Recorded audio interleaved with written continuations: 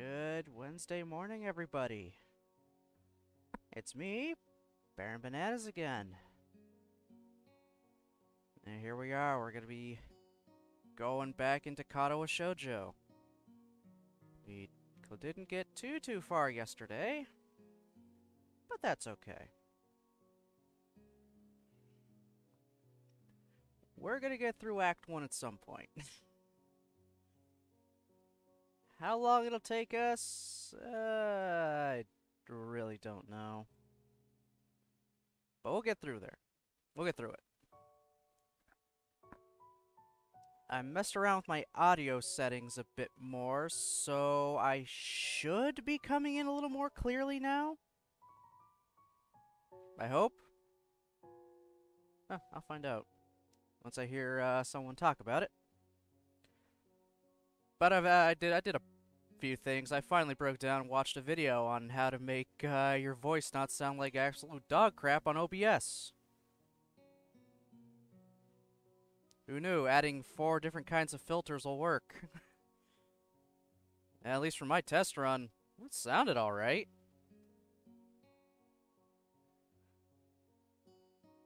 So, where did we leave off last time with Katawa Shoujo?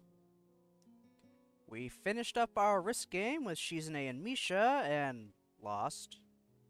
We tried to find the library, instead we found the blind girl Lily.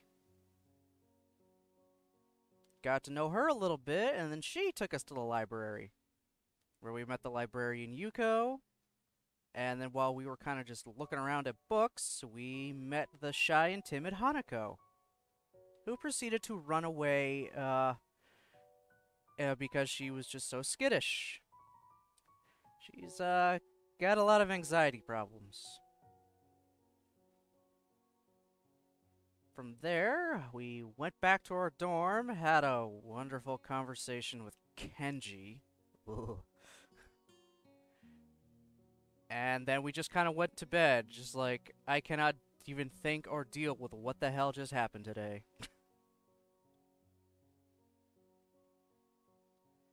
Alright.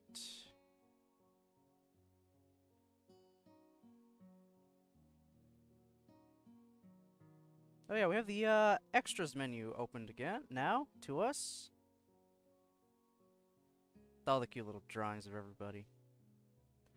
Jukebox, well, it does exactly what it says. It just gives you the tracks.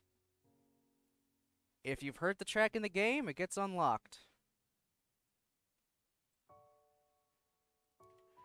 Gallery is obviously for all the CGs we see, which, as it stands, we have not seen many at all. And that's just kind of the miscellaneous stuff, like just kind of items of importance, like your medicine bottle. Cinema, we can't really get to that yet. Library is going through entire sequences again, just separate from an actual playthrough. So if you just want to kind of relive one scene, library's where you do it. I'm just going to make sure, yep, that is still off. Perfect.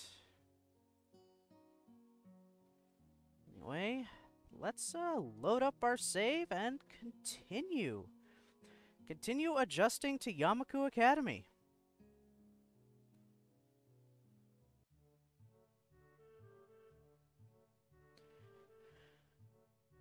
I feel very tired this morning. Probably because yesterday itself was a very tiring day.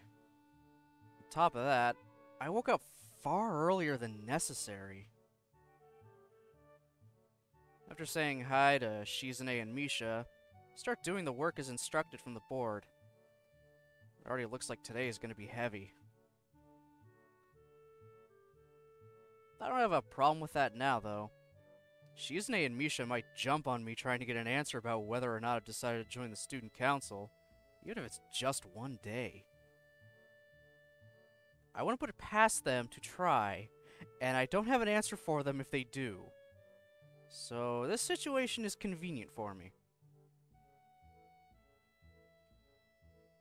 About 10 minutes into class, Hanako walks in and takes a seat, but no one looks at her.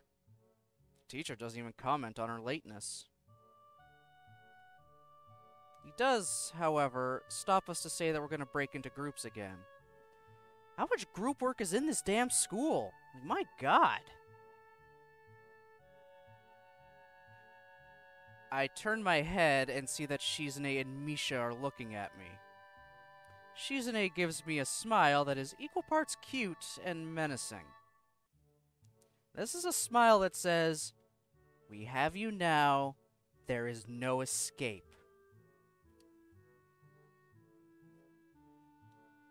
He-chan, it looks like we're gonna be together again. Yeah, yeah. I may have to turn my gain down a bit for when I do these voices. I'm actually going to do that right now. Especially when I do Misha. So, let's go to that. That should be better for when I have to do higher pitch voices. Even though I can't really do higher pitch voices. Yeah, listen to my damn voice.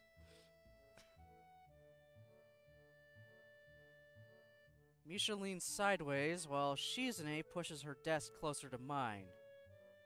There really is no escape now, unless I were to jump through the window.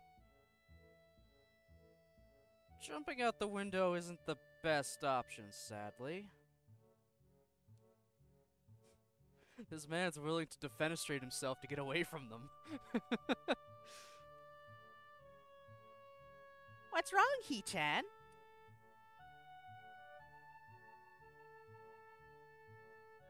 Oh. He-chan, have you been thinking about what she said yesterday? You said that you would think about joining the student council, didn't you?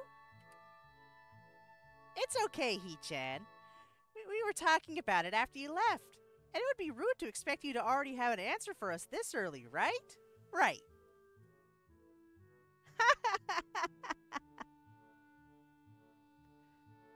I'm so happy you two are able to have a laugh at my expense. And even more pleased to know that you both know how crazy the two of you can be. Now that that's over, Shizune snaps back into serious mode and smacks today's assignment with the back of her hand in an overly dramatic and important way. When I actually look at the stuff, it's mostly just reading. In fact, there are only 2 problems. I almost want to say something about her rush to get started seems a bit much, considering the small amount of work. In fact, Shizune probably knows how little there is and simply doesn't care. Yeah, it seems like the workload doesn't matter to her as much as the fact that there is work. The actual amount is unimportant. She approaches everything with the same level of ambition. While I'm reading, I let my eyes wander around the room and catch Hanako trying her hand at solving the problems.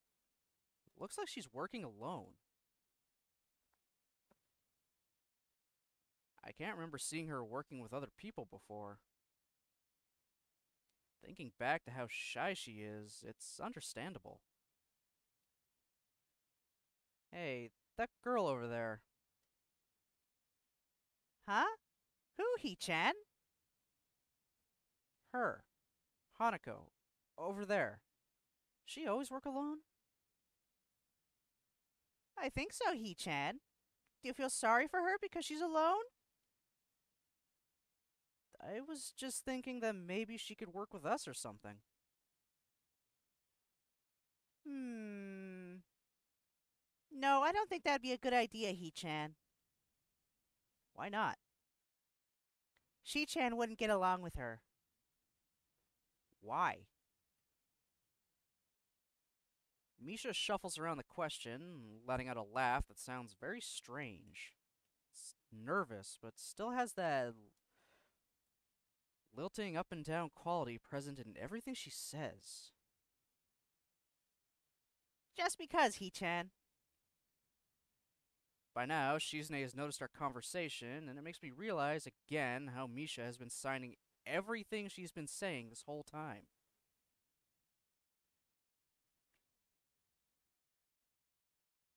What, She-chan? The friend of my enemy is my enemy? That sounds so harsh. I'm not going to say that. You said it anyway. I know, He-chan. It's fine if you overhear. I wonder if this is Misha's way of keeping things fair, since without her, I wouldn't be able to understand a thing Shizune is saying, and vice versa. Is that also why she signs all the time? So there's never a conversation Shizune will be left out of? Anyway, we should start working on the problems now, He-chan. We finished with time to spare, and I decided to ask if there's any alternatives to the cafeteria, as frankly, the food so far has been subpar. This sent Shizune and Misha arguing amongst themselves about their favorite restaurants. All of them are downtown, so I don't think we have time to go all the way there. And what about the bill? Are they arguing just for the fun of it? Maybe. They seem so distracted by it, they don't even notice the start of the actual lunch break. I look over my shoulder toward the back of the classroom. She seems to be studying her notes from the previous class. It's an odd sight. Everyone else in class is busying themselves with the lunch break. Socializing, gossiping, rearranging desks. The ones with actual boxed lunches mixed in and chattering like everyone else, only interrupted by short bouts of eating. But when I watch Hanako, it feels that I'm the only one who can see her. Almost as if she was invisible, sort of hiding in plain sight. Is she being bullied? Is she isolating herself from the rest of the class on her own accord? I see her look over her shoulder toward the classroom's rear door. Come to think of it, she hasn't turned a page since I've started watching her. Guess she's waiting for someone. What to do? Yeah, what am I gonna do here? Am I just gonna, sit there, read my book, or am I actually gonna talk to Hanako? I'm just gonna fix that a little more. That should be better. Yeah, don't mind all the random shifts in volume. I'm playing around with the gain. I think it's working out pretty well so far.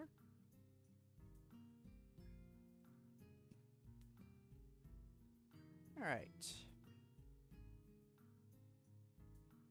We kind of scared her off for, just kind of being there. Maybe we give it a better shot now that she's already surrounded by people in a classroom setting, so maybe she'll be better now? Can actually get a conversation that doesn't end with her running away at breakneck speed? Maybe. Still feel bad for making her run away yesterday, so I'd better say something. Hey there, Hanako. Hey, Sao? Well, at least she remembers my name. Hey, I just wanted to apologize for yesterday. I didn't mean to startle you or anything. I'm just new here, and I thought I should get to know my classmates. As Hanako looks up at me, I notice her scarring once more. It's a little bewildering that you can barely notice it from across the room, but it's so noticeable from close up.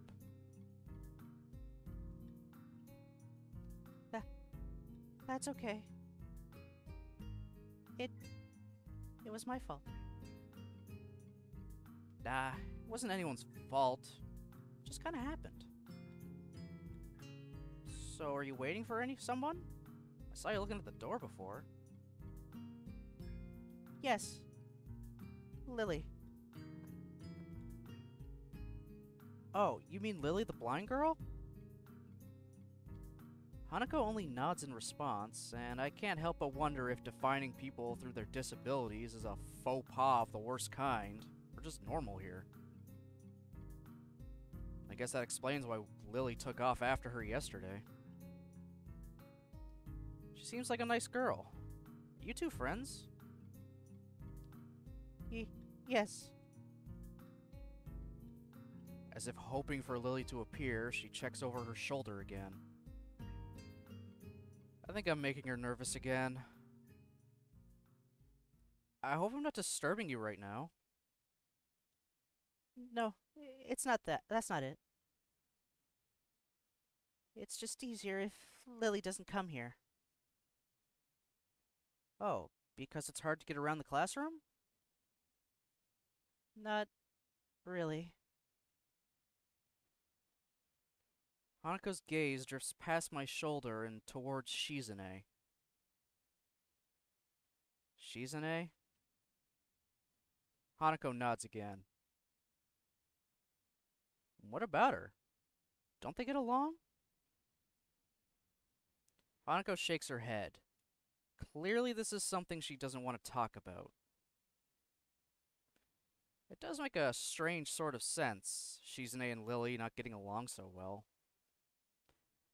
Communication between the two would be all but impossible.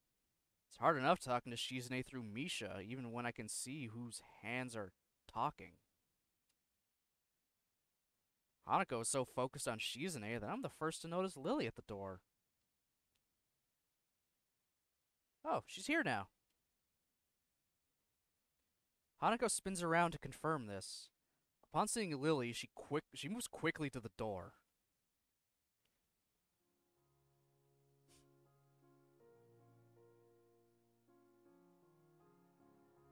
Lily. Ah, Hanako. Good morning. Is the president here?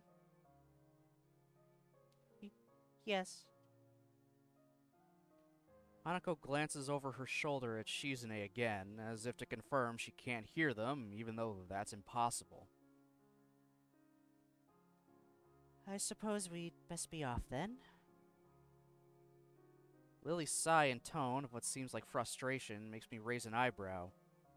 I guess there's some kind of enmity between the two? It's intriguing, but that's not really something I'd ask about. I'm sure if they wanted me to know, then they would tell me. It's only my third day here. I should be trying to make friends, not finding out why people are enemies. Still, it's a little funny to find out that this school has little feuds, just like my old high school. Even if people are more tolerant of others, they're still gonna get on each other's nerves. Hey, Lily. How are things? I'm sorry I made you run off yesterday. Oh my, is that a sow? I didn't realize you were here. Seems that Lily's a little embarrassed about being so frank in front of me. Sorry, Lily. I thought you realized. No, it's all right, Hanako. Isao, please don't worry about yesterday. It was just a misunderstanding. If you say so. I'm still working this place out. Well then, I think you'll find most people here are a lot more forgiving than elsewhere. If you're feeling a little confused, please don't be afraid to ask questions. Sure, I'll remember that. Lily? Lily gives a small nod of acknowledgement. I'm sorry, Hisao, but we must be off. Hanako really doesn't look at all that comfortable here right now, and Lily still seems a little embarrassed. I wonder if my apologies really made any impact. Mind if I accompany you two? I know I'm kind of pushing it, but Lily hums quietly, still smiling. I'm sure that we could accommodate you, can't we, Hanako? She looks at Lily, then at me, and then freezes, wide-eyed. Sure. Well then, shall we go? I'm sure Lily wouldn't do this so easily if she saw how scared Hanako looks, but it can't be helped now. Declining after the deal is sealed would only cause confusion and problems. So we leave, all three together. Lily walks beside the wall, letting her cane gently tap against it every now and then. Hanako comes along right beside her, so close that she's practically half hugging her as they go.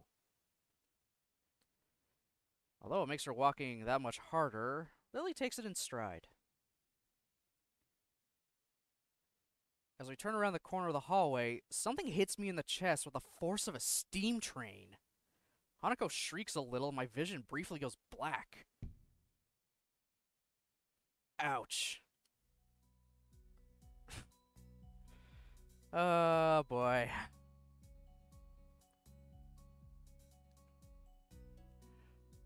Opening my eyes, I see a pair of saucer-like green eyes looking up at me. They belong to the perpetrator, a short girl who bumped into me and has now fallen down onto the hallway floor. She wears a PE uniform and a very worried frown. The former strikes me as a rather strange thing to have on during a lunch break.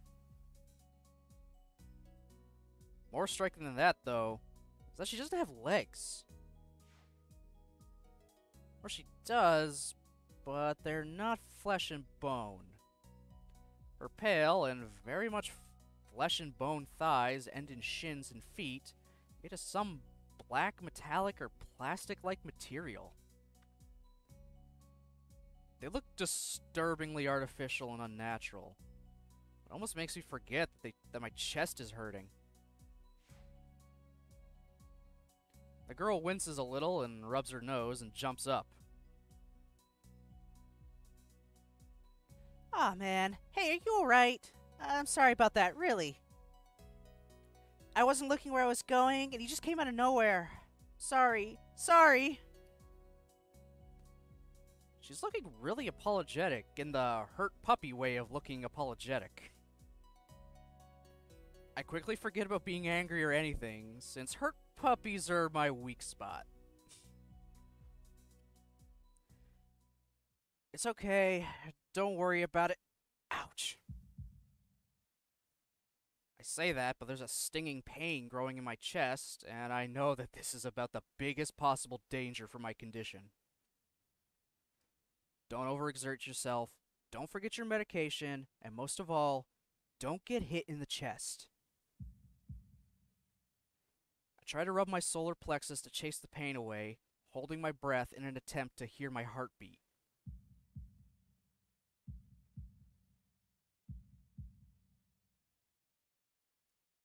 It seems normal.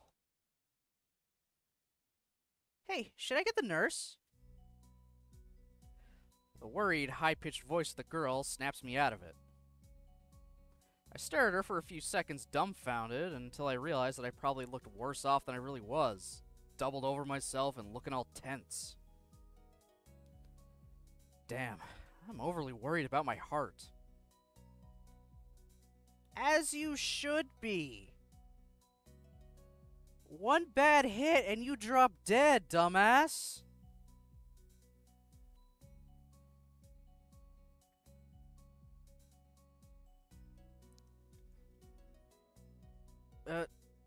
No need, I'm fine. Managing to say something in response, I pull myself upright, feeling my sore ribs one last time, and take a deep breath. She just knocked the wind out of me. Big time. But it's nothing more than that. You sure you're okay? I hit you pretty hard. It's okay. Said I was fine and nothing's broken. No harm done. That's good. Isao, what happened? She's not quite up to speed for obvious reasons, but she sounds very worried. More than what the situation deserves, really. Someone just bumped into me. Nothing serious. Just winded. Sorry, it's my fault. I was just going to get stuff, and I was kind of in a hurry. That someone here is Emmy, isn't it? Little girl coughs quietly and shuffles her plastic or metallic feet, looking down at them before saying anything. Hi, Lily. Hanako. I guess the girls know each other. Do please try to be more careful. You might be sturdy enough to endure these sorts of accidents, but there are people who aren't. The girl blushes and starts to fidget nervously like a little child caught misbehaving. It's so cute, I find myself smiling. I know that. I was just... Ah, I gotta go. Teacher will have my head. I promised to help with printouts, but I went running instead. Sorry, but I gotta change and everything. Before any of us can say anything, Emmy has already bolted away, leaving the hallway eerily quiet. Does that kind of thing happen often around here? There are more rules in Yamaku than usual for running in corridors. But that rarely stops Emmy, it seems. She shakes her head weakly and offers a slight, composed smile. I don't think there's anything we can do to stop her, I'm afraid. Shall we be off then? Lily heads off along the hallway, and Hanako hurries after her. The route to the room the two use for tea is fairly simple to retrace, still being fresh in my mind from yesterday. Lily and Hanako quickly go about the business of making lunch. Before I can even open my small bag of food, Lily is busying herself with her thermos and tea bags as Hanako is setting out both their lunch boxes. So, is this what you meant by coming here almost every day? Yes, Hanako and I usually have lunch here. It suits both of us, so we end up using this room regularly. After seeing Hanako's reactions to me over the past couple days, I can understand why that is a boon. That, and Lily being able to get some quiet away from her class as well. I take my seat last after Lily poured the tea for us and sits down.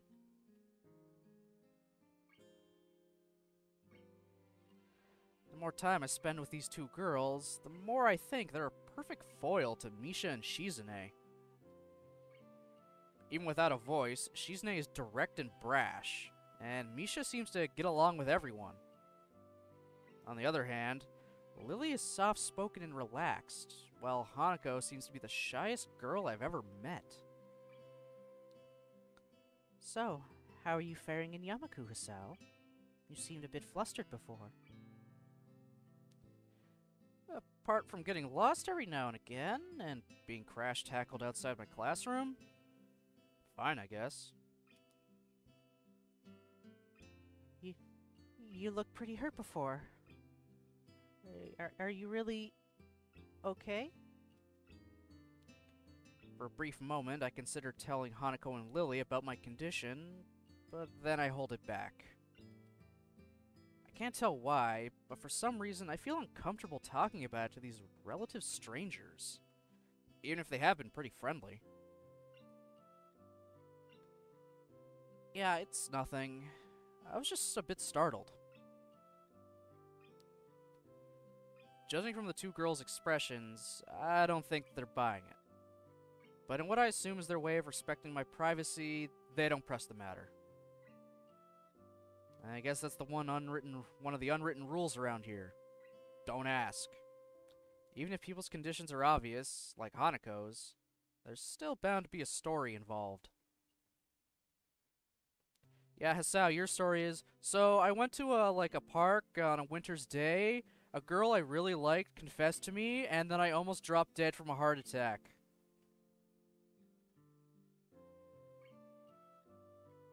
One hell of an icebreaker.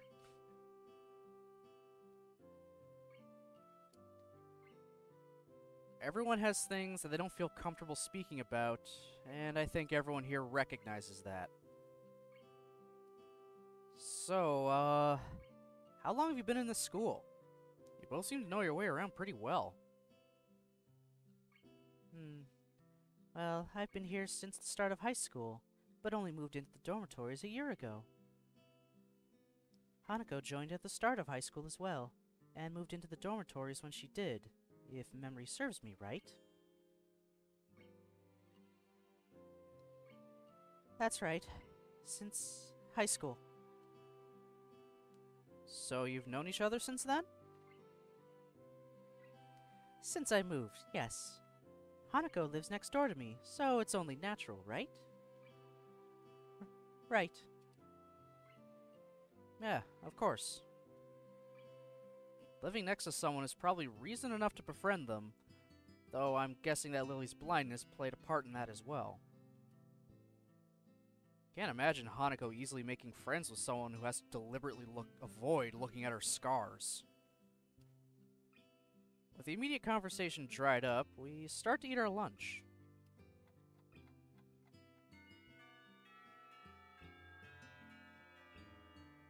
It isn't long before the bells are signaling the end of the break. Like me, the girls pack up their lunches as efficiently as they set them out.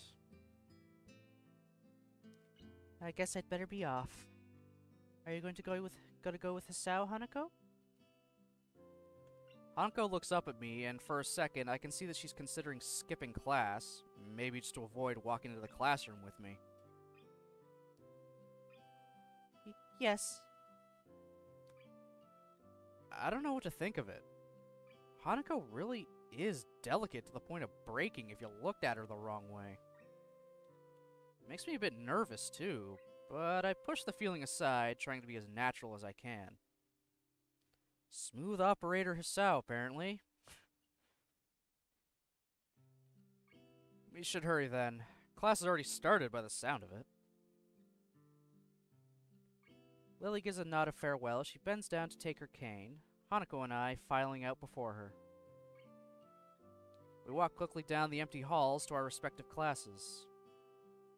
As we reach the door to Lily's 3-2 class, she turns towards me. Hisao, thank you for sharing lunch with us today. My pleasure, Lily. And with that, we part ways. Lily entering her classroom and leaving Hanako and me to make off to our own. She's still looking at me like she wants to run away. So, do you really want to go back to class now? Yes. Okay then. I feel like I should say something more to her, but it's hard to come up with anything that would be appropriate and safe enough. And Lily was right.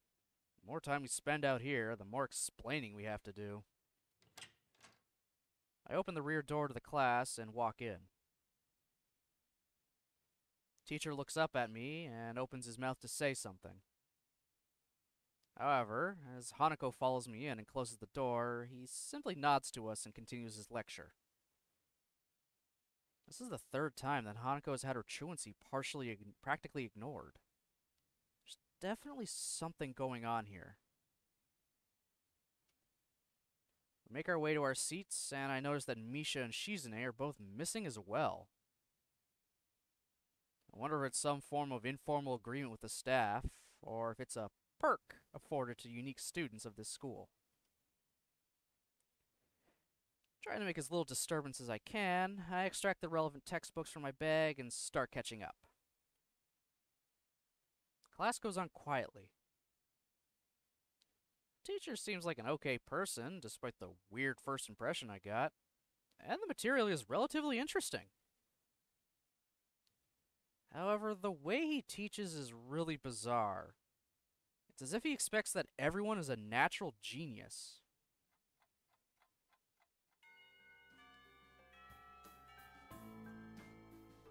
Oh my god.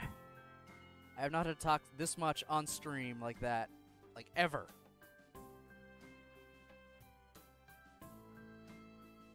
When the final bell sounds, I realize there's still a lot of time left in the day, and I'm left wondering what to do. It's odd.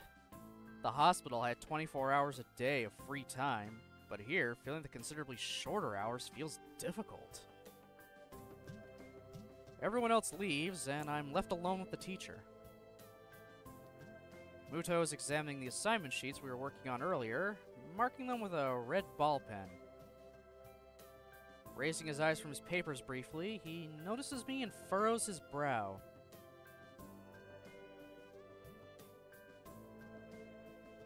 Sorry, it's just a little loud for me. What is it, Nakai? I jump at him addressing me, but I guess it's natural to spark some conversation since there's nobody else around. Nothing. Thinking about what to do after school. Teacher slowly puts the cap on the pen he's holding and arranges his papers into a stack, clacking it against the desk twice. That teacher is a mood. He looks like shit, and he's such a tired teacher thing. Yeah, Muto is a mood. Also, hi Jen, how's it going? You missed the introduction to Emmy.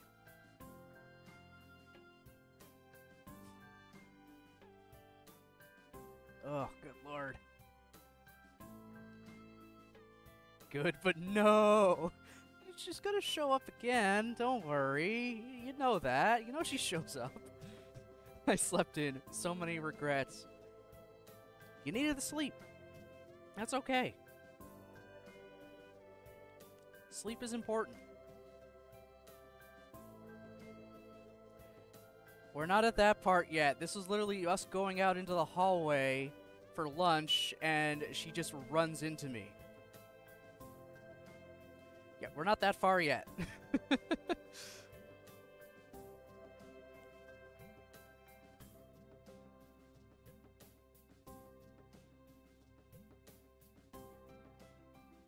Yeah, it's just lunch.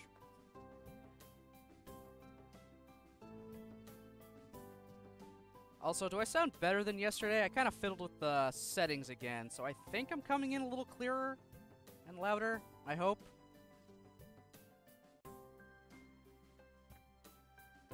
Really hoping. I broke down and finally watched a video on how to make myself not sound like garbage.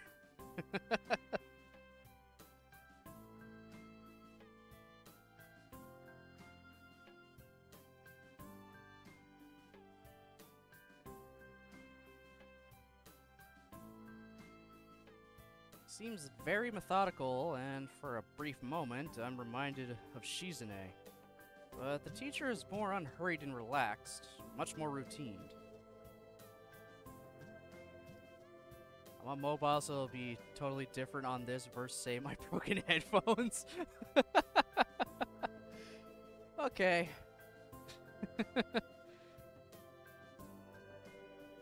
Well, I'm just gonna assume I sound better. Game music is slightly loud, though. Huh. I didn't change it from yesterday. Maybe you still have it turned up a bit? I'll turn it down, though. A little bit more. Some tracks are also just kind of louder than others. For this one specifically, I think. I even had to turn it down for myself.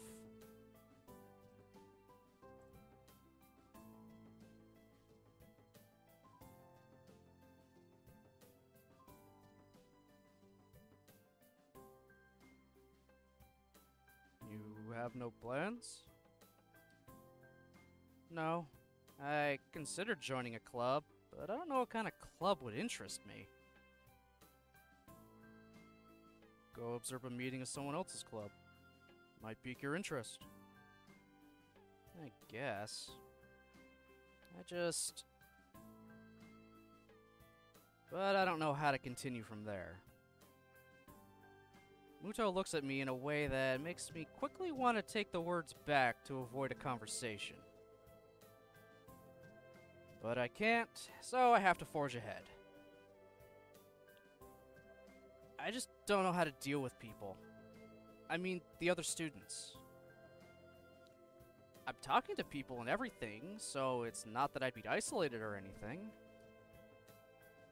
I just don't know what to think about the disabilities. It's like... It feels that I'm being impolite if I pay attention to them, and it's weird to ignore them. Damned if I do, damned if I don't. Teacher scratches his cheek absent-mindedly, looking very unresponsive. These things are only an issue if you make them one. You can talk normally with someone, even if they're blind or something. Try to look behind the superficial. There's not a single student here who isn't just a normal kid behind whatever they might seem at first glance. He says the same thing as Yuko did. I know they're right, but it's hard. How can you not consider, for example, Shizune's deafness, when the only way to communicate her is to talk through Misha? Or Hanako. It's not like you can ignore her face. Asao, motherfucker! But... I'm interrupted by the door of the classroom suddenly slamming open. Gee, I wonder who it is. Teacher!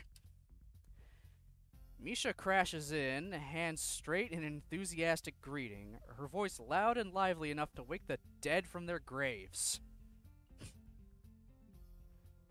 I prefer last stream's description of her having the grace and elegance of a rhino.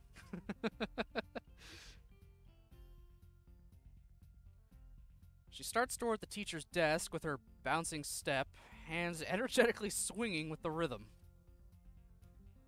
Muto, visibly dismayed at the interruption and Misha in general, slumps in his chair. Mikado. Misha stops in her tracks and looks around cluelessly, as if she's sensing from his tone that something's wrong, but has no idea what. Yes? We've talked about volume control before. Yes? But she doesn't lower her voice at all. And the teacher just rubs his eyes. Yeah, he's so done with just everything. So, what is it? We need help. We're running out of supplies for the school for the festival stands. This is a distress. She waves a pink slip of paper she's holding around. So, go get more supplies from the art room. What's the problem with that? Plywood. Plywood is always the problem. Last time we wanted more, there was only a little. But that time we just took it all and went with that. Now there's nothing left there. So do you know where there is some? I don't understand. How would I know? She-chan, the president thought that a teacher would know where there's plywood. Was she wrong? Muto looks like he's in great pain, frowning with his entire essence. Misha doesn't get it at all. Looking at the two of them communicate is terrible. Like looking at a man being tortured by drilling his skull open while blasting pop music at full volume at the same time. Oh my, these descriptions, I love them!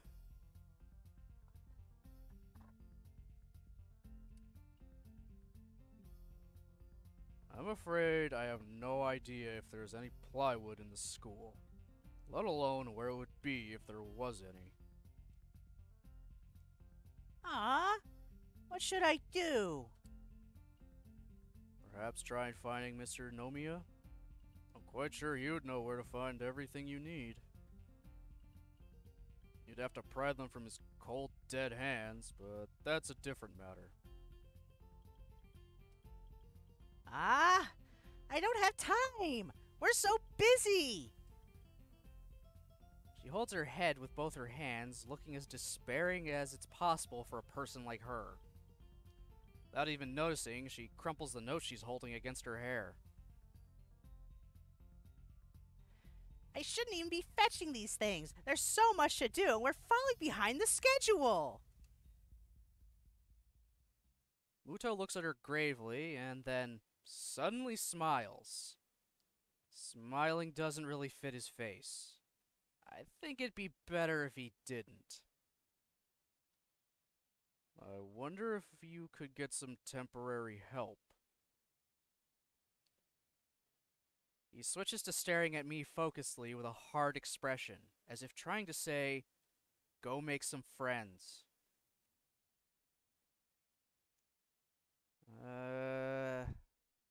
I guess I can give you a hand. You can? Thanks, Hee-chan. You are really nice. She pauses, does a double take, and then points to me with her finger, yelping, "Ah," and looking very puzzled. Come to think of it, what's Hee-chan doing here? Class is over. You should be having fun. We just had a little chat. Oh no! It's not detention, is it? Are you in trouble, Hee-chan? No, I'm not. Is Hee-chan in trouble, teacher? No, he's not. Muto sighs deeply, and I feel that I have to help Misha to get her off the teacher's back. So, what do you need? Here's a list. I can try to find the plywood somewhere, if there's none in the art room. She offers me the note she's holding. I take it, hesitating a bit. I said I'd help you, but this is no implications on whether I'm joining the council or not. Aww. Still, thanks, Hee-chan. Try to be quick. We are in a stall building streak now. We must hurry, hurry, hurry.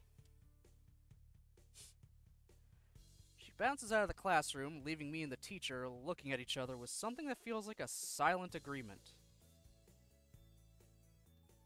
Well, there you have it, Nakai. You have something to do now. Please don't sound so smug. Looking at the list with a number of items ranging from paint to plywood, all written in small, neat handwriting that is undoubtedly Shizune's, I heave a sigh. I'll be going then. Waving the long list limply at the teacher, I exit to the hallway.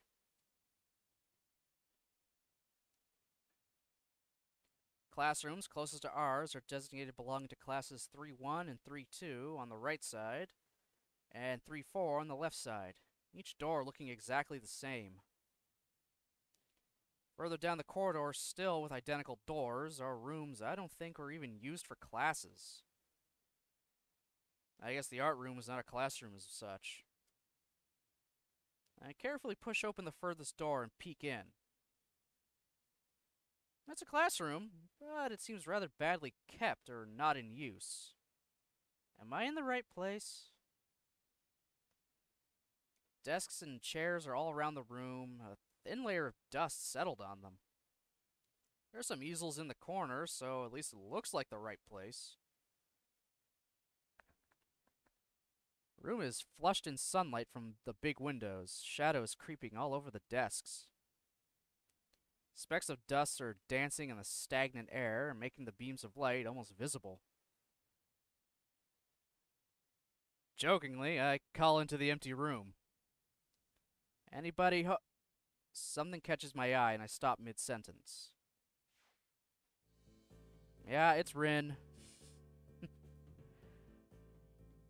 Sitting on a desk is a short-haired girl, curiously wearing a boy's uniform.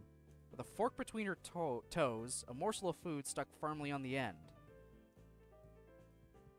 This odd way of dining seems to be caused by her apparent lack of hands, but her presence here is what takes me aback even more.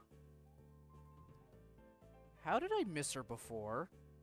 She's sitting in a corner very still, but I still somehow took her as part of the furnishing, or a statue at first glance. I'm not being too observant today as a whole. The girl seems to be frozen in place, staring at me with her huge eyes like a rabbit in headlights. She's staring at me, her mouth wide open, ready to accept the fork. I'm staring at her, my mouth wide open, suddenly remembering I didn't finish my sentence and trying to think if I should. Second time referring to a girl as part of a room. Yeah. Yeah. Hassal, the master of romance here, thinks women are furniture sometimes.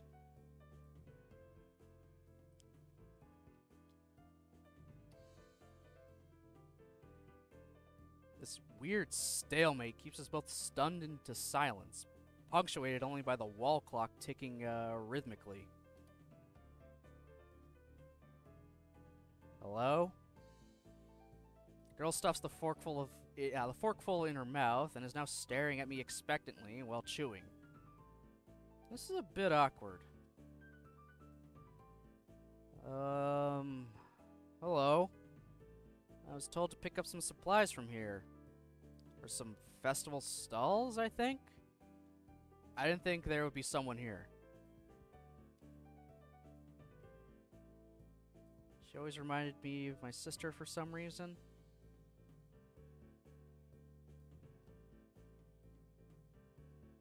Maybe the reddish hair and maybe more masculine demeanor? I don't know. More tomboyish?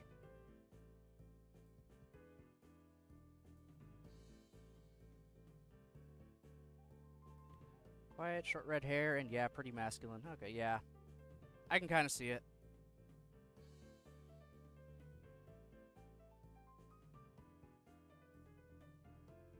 Pretty awkward person. There isn't. That's why I came here too. She picks up another forkful. Doesn't that mean you're here then? She raises her eyebrows as if she was suspecting my observation was false. I can imagine her trying to eat with her feet just because. You're pretty observant. I guess it does. But who are you? This girl's pretty straightforward, isn't she? I'm Nakai. Sao Nakai. I just transferred in on Monday. I'm Rin. Tezuka Rin. Rin Tezuka. I won't shake hands with you, but at least we know who we are now. That's very nice. Her deadpan manner of talking makes it hard to determine whether she's joking about shaking hands or not. It kind of bothers me. Joking about these matters doesn't feel appropriate at all. While I'm trying to figure out what's appropriate and whether this girl is, she seems to have lost interest in me, is now gazing yearningly back at her food. Can I continue my lunch? If you don't mind me, I won't mind you. If you need to get your stuff, the supplies are at the back. Go right ahead. But lunch? School's already over for the day. What word would you use then? There is no word for a meal you eat after lunch, but before dinner, right? Bothers me very much too, but I don't really know what I should say.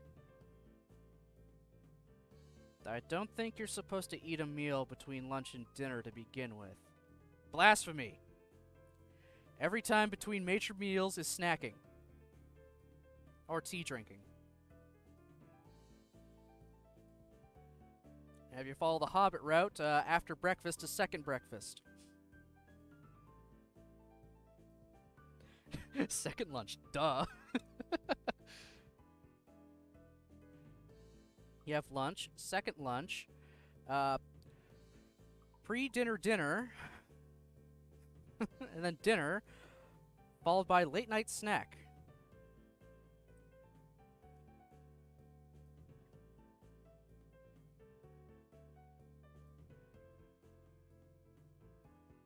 but I'm hungry now, and my delicious boxed lunch would go to waste otherwise. I have curry. It's very delicious.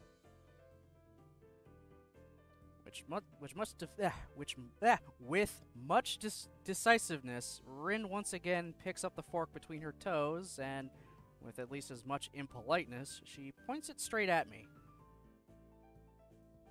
So, Nikai, what brings you to this place?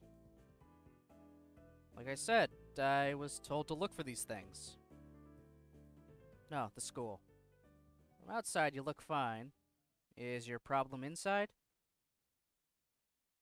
I come to a full stop, opening my mouth, but not getting a word out. I can guess. I'm good at guessing. Better than most people. Rin cuts me off before I can answer her question, or skirt around it somehow. I don't know which I would have done. I froze in front of this issue again. I haven't even told anyone here about my condition. Or maybe it's only because it hasn't really come up. I do get the feeling that I'm not making issues of this as a part of... I do get the feeling that not making issues of this is a part of the social code here, as the teacher said. I wonder if the people here could relate. Probably not any better than any normal person could. I can't relate to Shizune's circumstances, or Lily's either.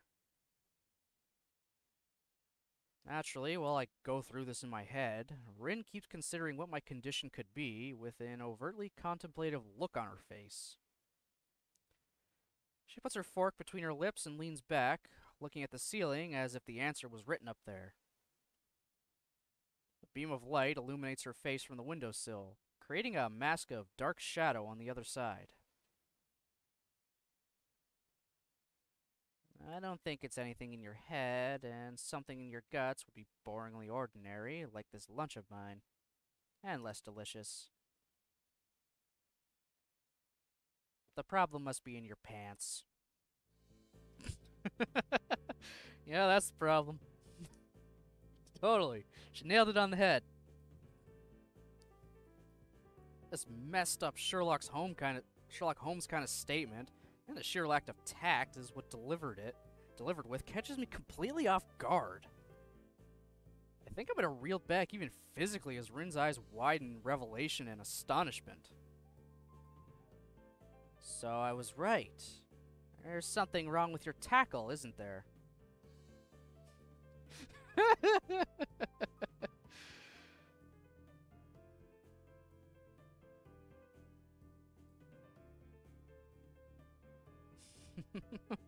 Jesus Christ. Still partially in shock, but recognizing the need to reply something, I spit out the first thing I can think of. No, nothing like that. I have a heart problem. Arrhythmia. There's the spelling for arrhythmia. That answers your question from yesterday.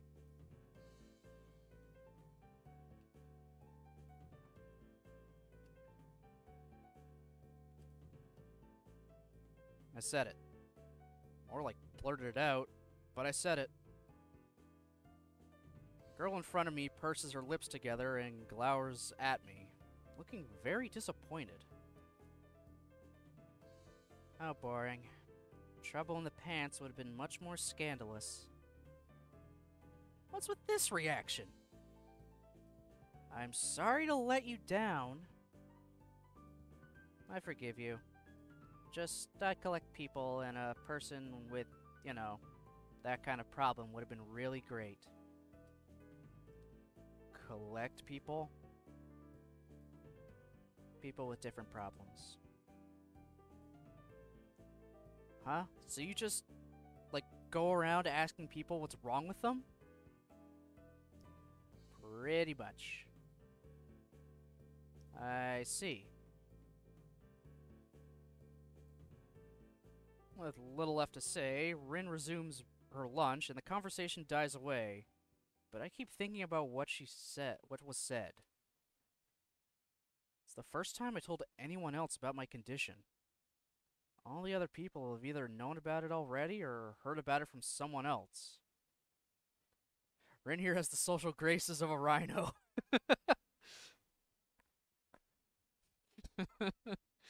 Rin don't care. Rin's just kind of in her own world. Or didn't need to know about it, like every other student here so far. Should I have told it as part of a natural part of introductions? Wow, I just added a bunch of words there. Oh well. Is it expected of me? Hi, I'm Hisao. I have a very serious heart condition. Is that how I'm supposed to go around introducing myself from now on? As if our disabilities would define us. What a disgusting thought. Or maybe this Tezuka girl just has an unnatural interest in such things. As I walk to the back of the room to pick up the items on Misha's list, a chance opens to study Rin from the corner of my eye. Her hair is a burnt auburn, almost orange, and cropped short. Long hair would probably be impossible with no arms. The boy's uniform and lack of arms makes her look very thin, almost scrawny.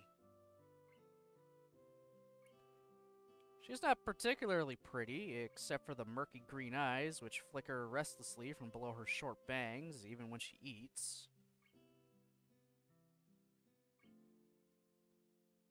So, bro, come on. All these girls are great in their own way. Do not define them based on the arbitrary scale of this one is prettier than this one. Then again, he's 18, and his life has been turned upside down. He's not going to be thinking straight.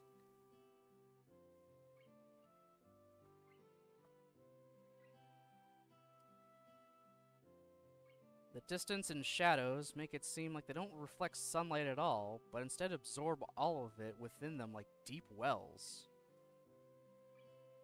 She moves her feet almost as deftly as a normal person would use their arms. However, I can see how this sight could discomfort people, especially while eating. Makes me feel a bit uncomfortable, at least. Comparing women is like the epitome of thinking straight for a lot of people. I hesitate to think about the word unnatural, but it's too late now, isn't it? I keep searching the cabins and shelves for Misha's things, but after enough time passes, the silence grows too uncomfortable, so I try to force some conversation out of this strange girl. So, do you always eat alone and this late? Or do you get the occasional visitor? Visitors... Maybe you're my first occasional visitor. But I don't always eat alone either. Sometimes I eat with a certain person on the roof if she's not horsing around. Horsing? She likes to do sports. Oh. And that's all I can think of to say. Both of us fall silent again as Rin forks the last bits of her meal into her mouth. I look down at my haul and double-check it with Misha's list. It seems I have everything except plywood. So I think I have all the things now. That's very nice for you. Don't feel obligated to stay. I was about to take a nap anyway. You need to do whatever you're going to do with that stuff anyway, right? Or perhaps you like to watch girls sleeping? I'm not sure what to make of this, but Rin looks serious. Even if I did, I think I have to be going. I'll catch you around, Tezuka. You can call me Rin.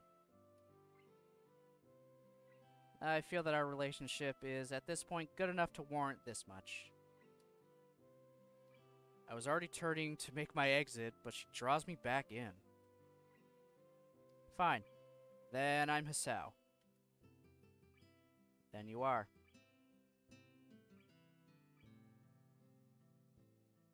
Rin looks at me hard in the eyes, but that intimidating feeling you get when someone stares at you isn't there. It's like she's actually not looking at me at all. She blinks a couple of times, and I can't figure out why a pause like this just popped between us out of nowhere. See you later, Hisao. There's something like a tiny smile there in her face, maybe.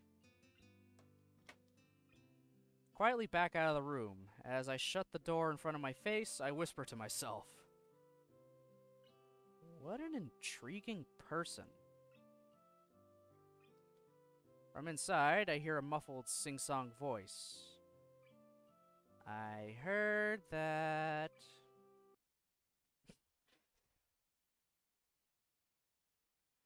What does she hear? I jump at the sudden appearance of Misha, who I had not heard approach despite the completely empty hallway. Somehow she'd gotten to jumping distance of me without making a sound.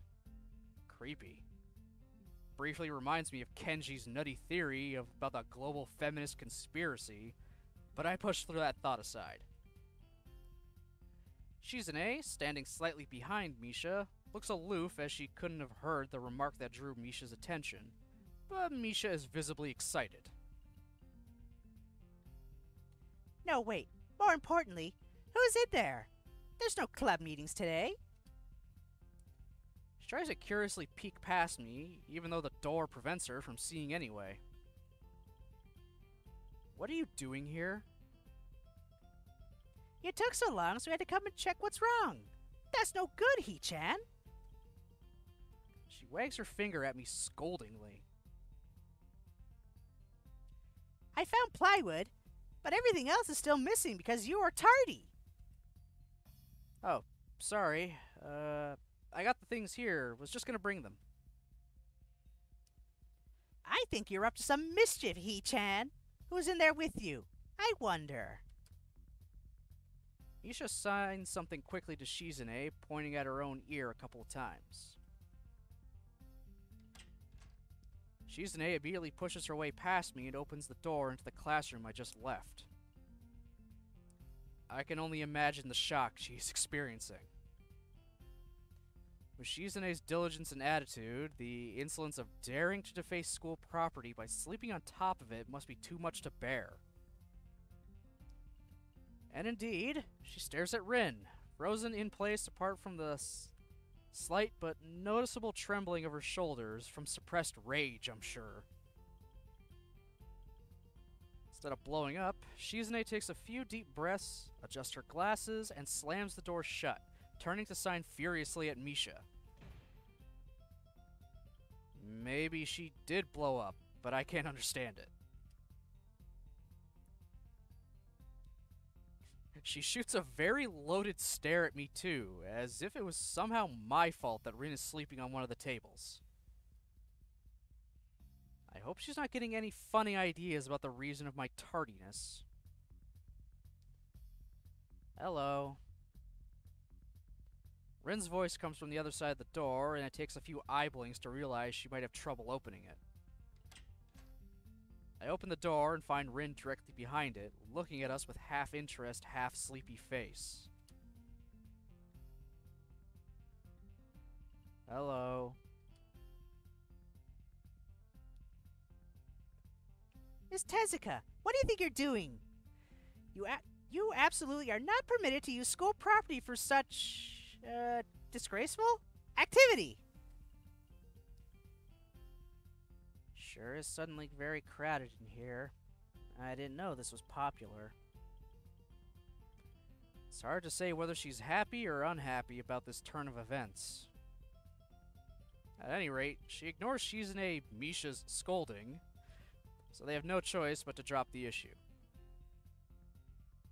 Shizune taps Misha's shoulder, points at Rin, and makes some quick signs.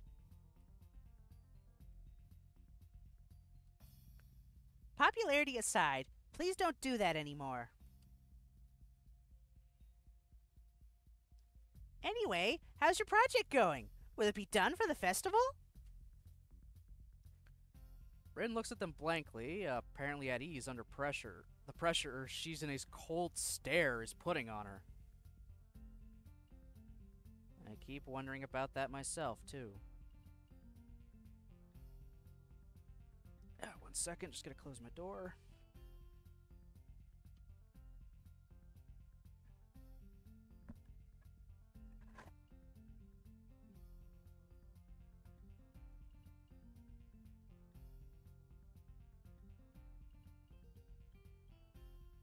Do not have the reach I used to, where I had my headphones initially plugged in. Oh well.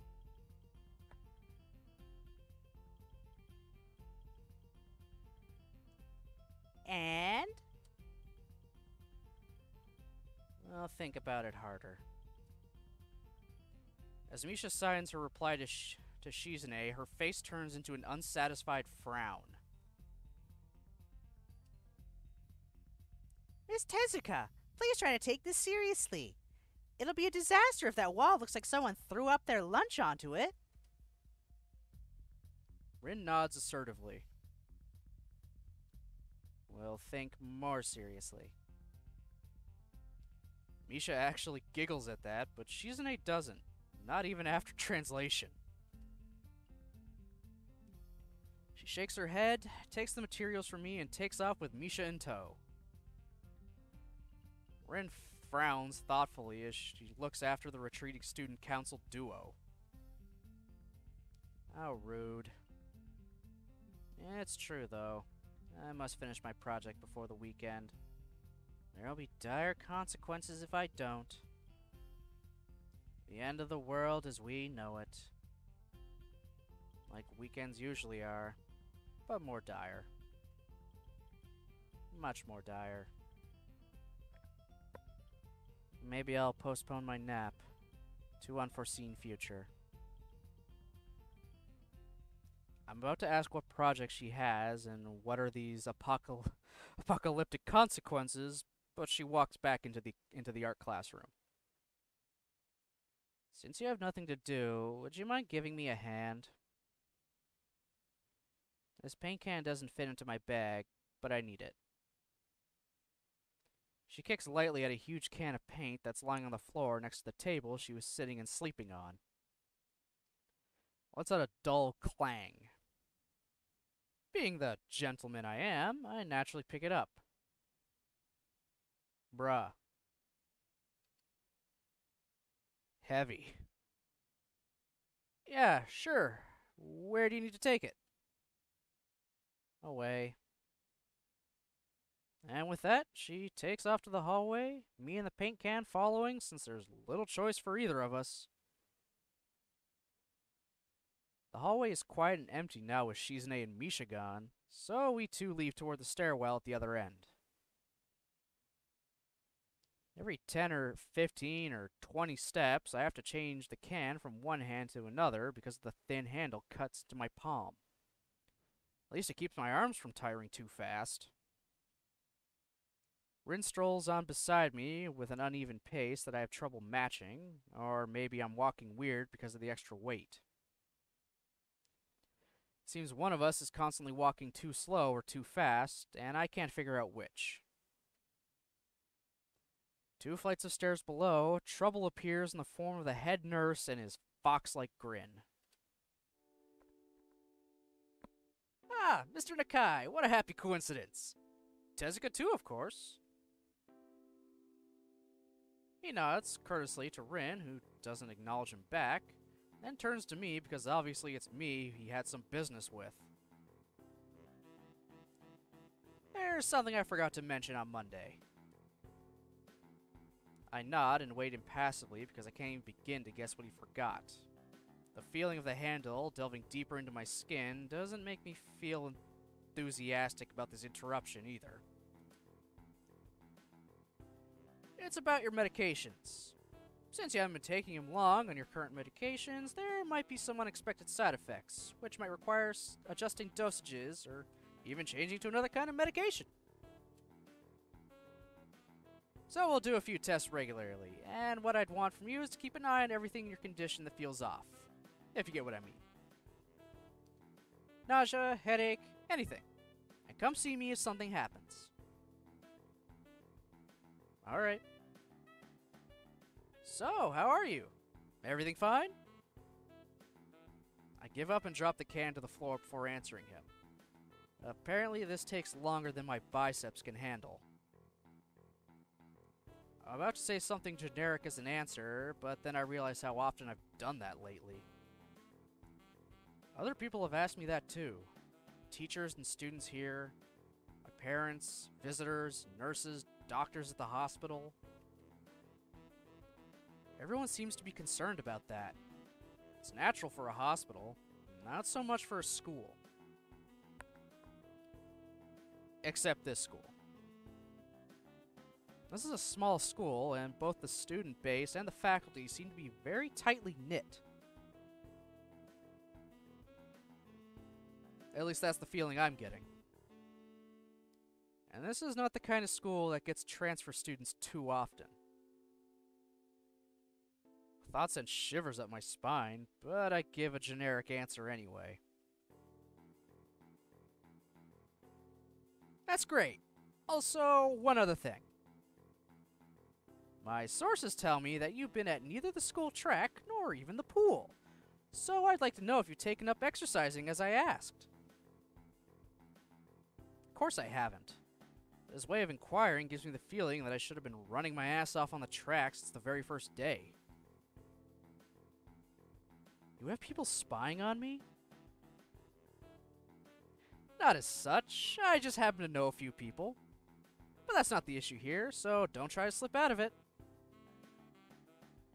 Zarash had yelled out, "Is my extreme horniness a side effect, Doctor?" We're not at the horniness yet. Give it a few more minutes, or hours, I don't know how long this will take me. But I'll say yes either way.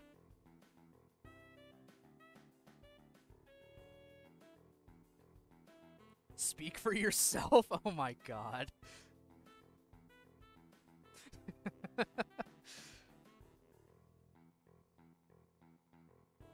Well, I was actually just doing some improvised weightlifting as an exercise.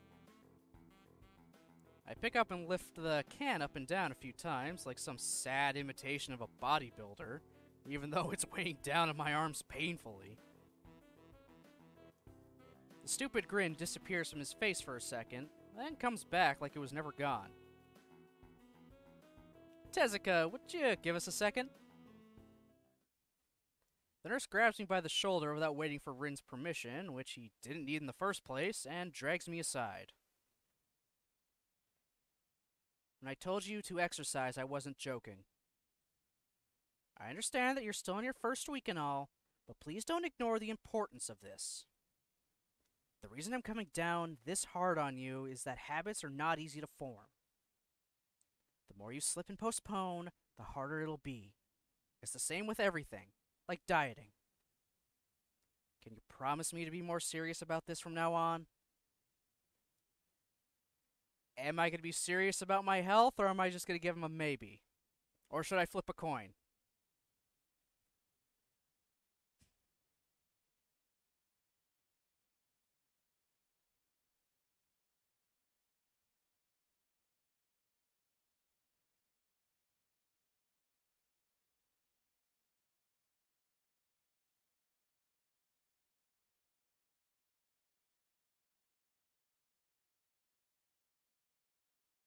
You're saying yes?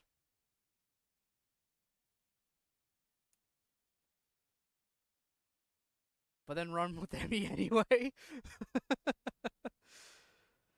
Oh, good lord. Okay, I'm just gonna flip the coin. See what happens. I'll go heads yes, tails maybe. It's heads. So we're saying yes.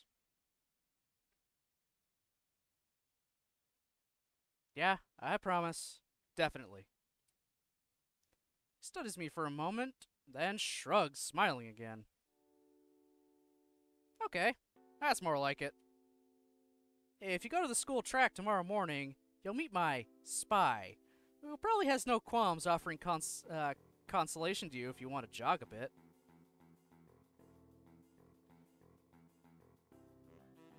It depends what I do at the track. Because I said yes, depending on what I answer at the track later, that could get me on that could lock me onto a route.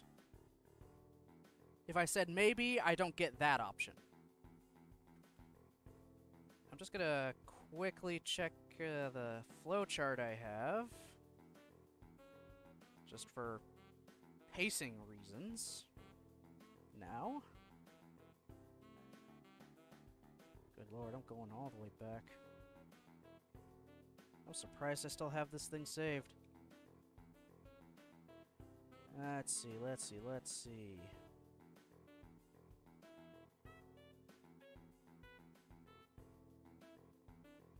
What's this? I also like that it actually lists what scene it is and the track. It makes it easy for the beginning flowchart so you know where you are at it and what the decision's gonna do.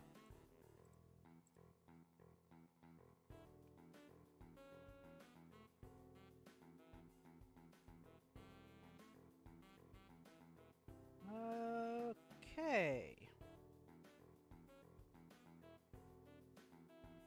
Oh yeah, we're fine. It's okay.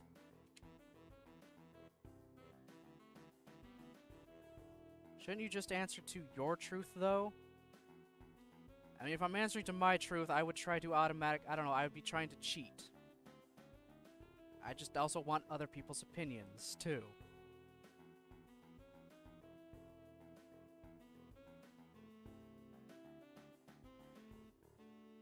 Because if I just go with my actual gut by normal, I would be ending up on Emmy's route, guaranteed. I can tell you that right now. Your truth is cheating? I have a flowchart on what every answer will get me onto what route. I'm trying not to look at it so hard.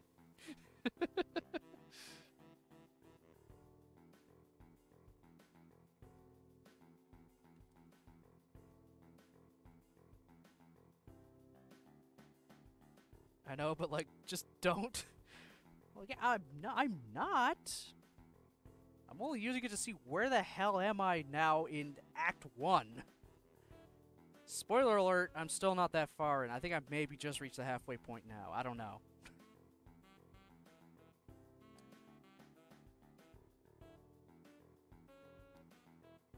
Consultation? See you around. He leaves with a wave of his hand and no answer, and I walk to Rin, who has been waiting, idly leaning against the hallway wall, staring at the pale lighting fixtures in the ceiling. Rin, it's gonna ruin your eyes after a while. Even when I approach, she doesn't move her eyes off them. Are you getting medications for your heart thingy? Were you listening? Comes out more accusatory than I intended, accidentally lashing out on her. But even so, I don't really want to start talking about it. I just met her, and I don't know her. It's not her business. The nurse seems to be happily ignorant about confidentiality, too, talking about that kind of thing in public. But it's not Rin's fault, is it? I look up at her, suddenly feeling a bit guilty, but Rin is just staring past my shoulder, quizzically, her head tilted like a bird's. Sigh.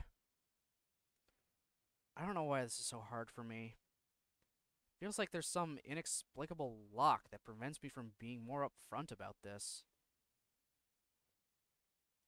Yeah, they're for my heart. Now they make you better? No, not really. They just make it a little less worse. Rin keeps looking at me for a while longer, and she neither says anything further nor displays any kind of emotion I could discern. I'm thankful that she doesn't. I think I'm still not quite used to all this. At the hospital, it was easy, but I still haven't sorted my feelings about having to live a normal life with this disability.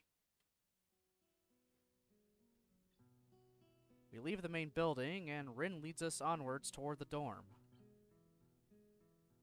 We stop at the small patch of greenery in front of the dorm building. The dorm is built on a slightly elevated ground with a wall and a few trees that everyone has to circle around every time they come or go. It's probably the only inconvenient design in the school. The entire wall, made up of some kind of bricks as the building, same kind of bricks as the building itself, has been covered with a sort of painting. Most of it is mere sketches, quick lines drawn with black and white against the gray plaster that covers almost the entire length of the wall. But some places look a bit more finished. There are human faces and legs and hands. I can't quite say what the painting as a whole might portray.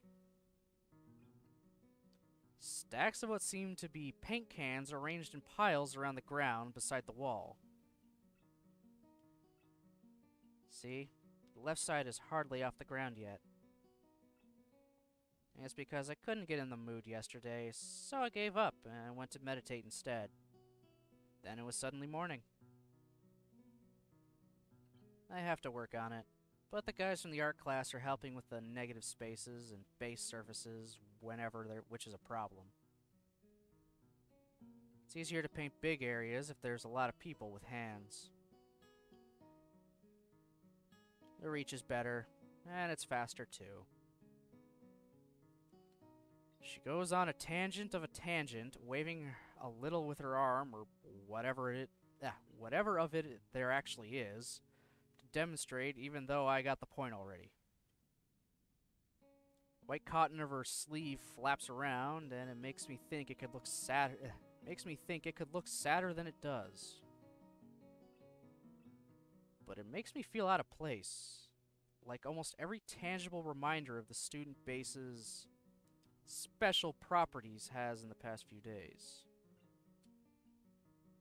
This girl doesn't notice my dreary feelings, of course, or the fact that she lost me a while ago already. It just keeps blabbering on.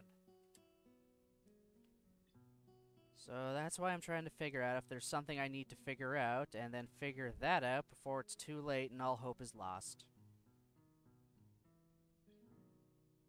Why would the hope be lost?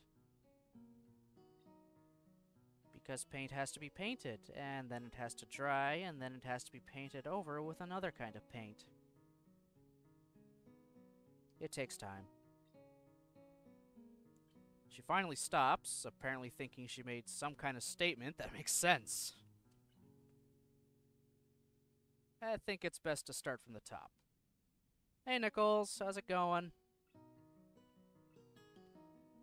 So, this is your project? You did this? Yes, yes. All of it? Yes. Nice, but I stumble with my words, suddenly feeling like I've walked straight into the minefield of political incorrectness. It's okay. You can say it. I probably won't get mad. I blush really hard. I don't really know what would be the right thing to say, if any. Feels like I'm way more sensitive than Rin is, though. This is really awkward. Don't you want to ask? How do you paint without hands? See? I'm an easy person to talk to, right? With my feet. I almost guessed that already, but isn't that hard to do? You're good at guessing. Anyway, I don't think it is. But maybe I'm used to it by now. I can't get my mind around the fact that she could be an artist, but seeing how adept she was at using her feet to eat, I figure painting might not be a problem either. Neither of us has anything more to add to the subject. The afternoon light works pretty well. I was afraid it would look too flat, but it's not like that after all. I think it's actually pretty interesting. I wanted to see what it looked like in dim light. Do you think it's flat? Well, paintings tend to be flat. Not like that flat. You know, flat.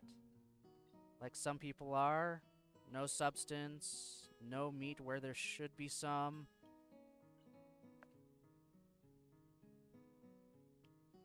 Jesus Christ.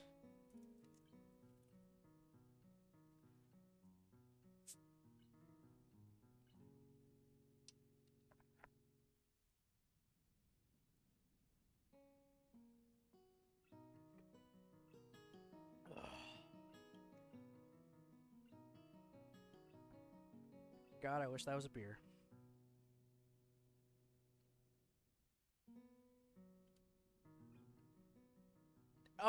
Thanks, game. You just skip over before I can even say it.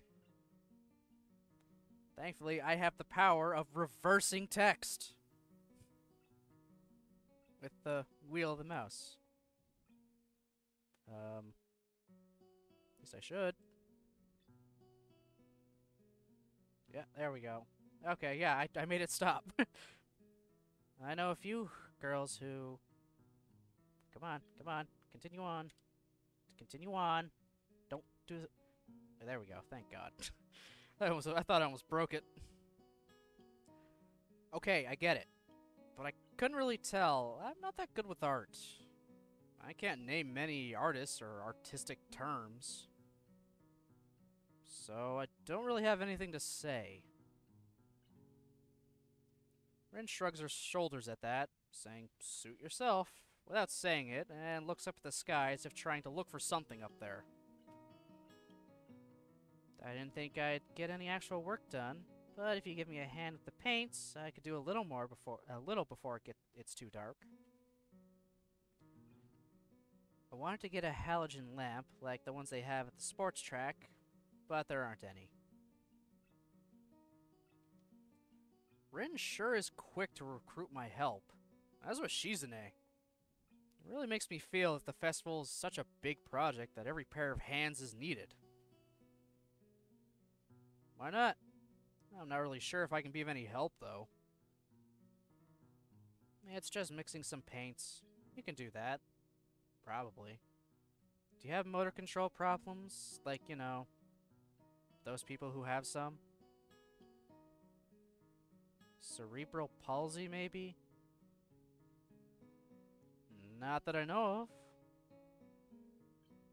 I get it. Heart thingy has nothing to do with it. She gives me a sly look for no reason. No, it doesn't. Let's do it then.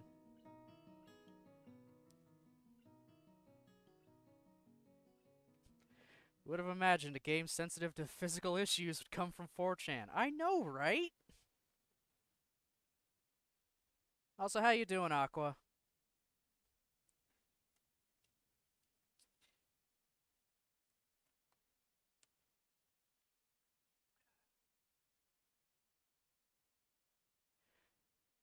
So she sits on an empty wooden box and very naturally picks up a wide brush between the toes on her bare right foot. Busy, but it's going. How about you? I'm doing pretty good. Still somewhat trying to wake up. I don't know, I was really enjoying my bed. And then my alarm went off.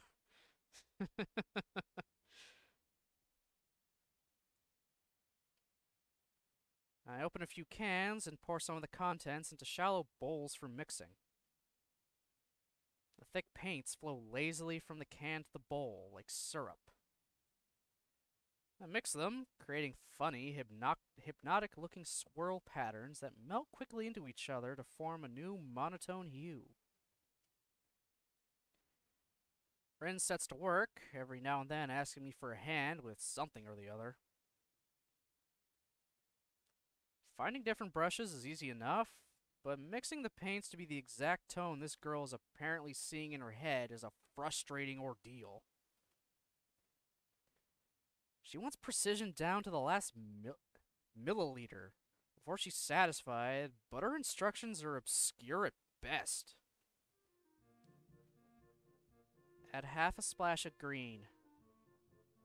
And crouch down and pick up a can of bright green. The other green.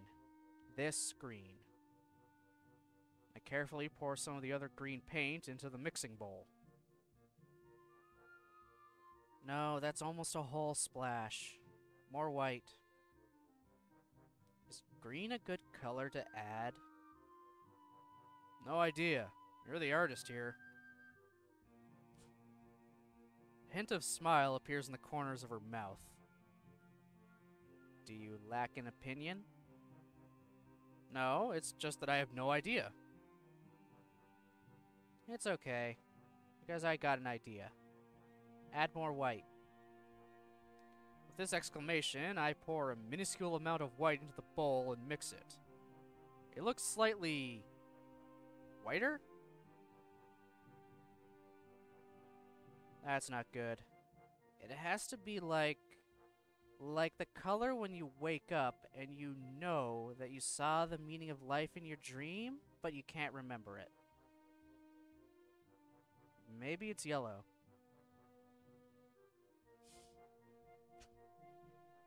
Despite the impossibility of mixing a color like the change of seasons or any other nonsense that's been imposed on me, I find myself enjoying it more than I thought I would. Seeing a painting being born on the plastered wall feels like magic. I spend the moments I have between mixing paints, crouching down on the paving, and just looking at her work. Feels slightly intrusive at first, like breaking some imaginary intimacy, but Rin doesn't seem to mind the least bit. Maybe it's just in my head. Her entire presence emits a completely different air, as if patiently working. Tongue-tied. Damn it! Yep, it's like watching an art stream.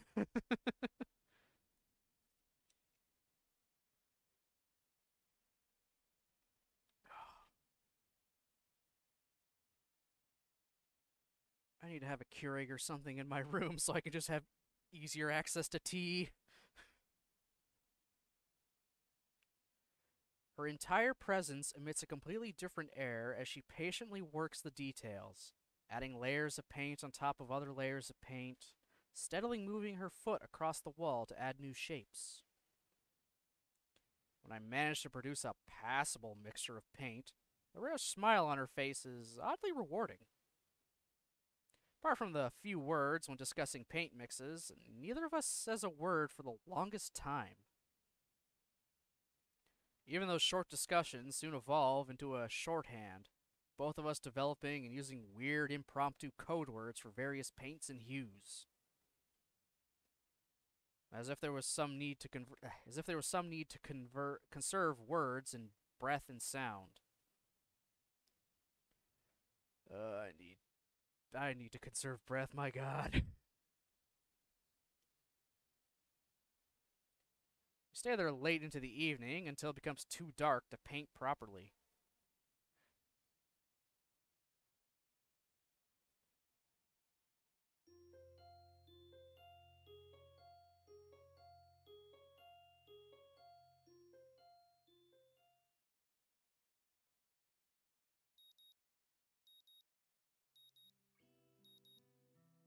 Sound of an alarm pulls me out of a fitful slumber and into the unpleasant state of wakefulness.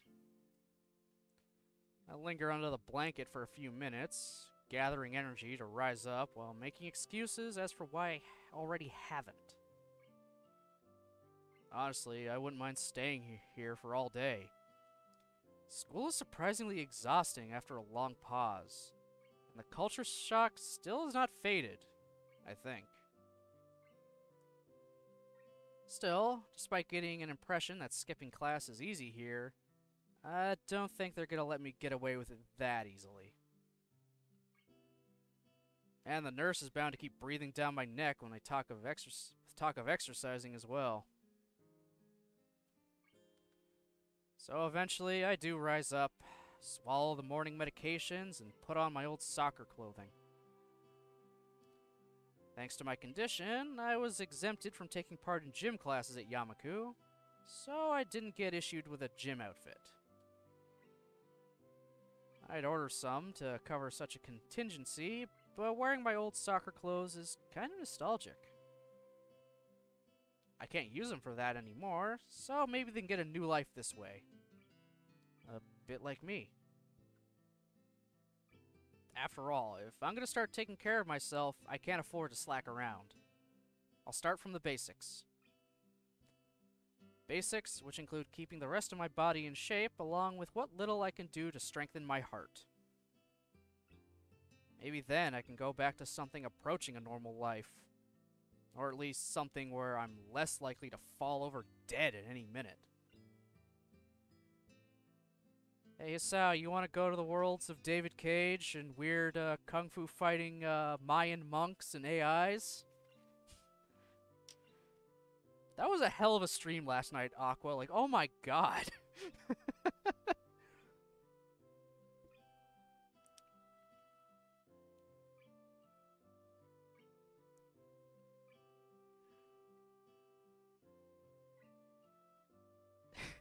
The whole game is bananas. Like, the last part of it, the only thing I saw before that was when you were a kid trying to sneak around on the army base. He got some kind of premonition. It's like, okay, maybe there's a little bit of that. He can maybe see the future sometimes. And then I jump in yesterday, and he's Matrix flying around the air, fighting a monk. It's okay.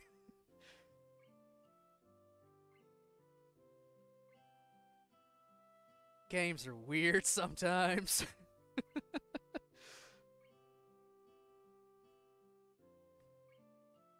Stays pretty grounded the first 3 to 4 hours, then we go straight to Crazy Town. Ah, so it lulls you into that false sense of security. How am I going to top this? Good question. I don't think anything can top that.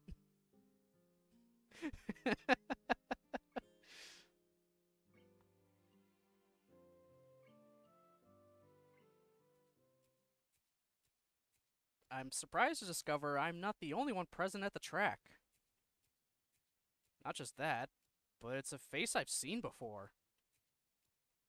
The prosthetic-legged girl who bowled me over in the hallway yesterday is running on the track lithely, like a half-mechanical gazelle. What was her name again? It was a short one, but I can't remember. She seems to be running laps at a somewhat easy lope, her prosthetic legs clacking rhythmically on the hard track surface.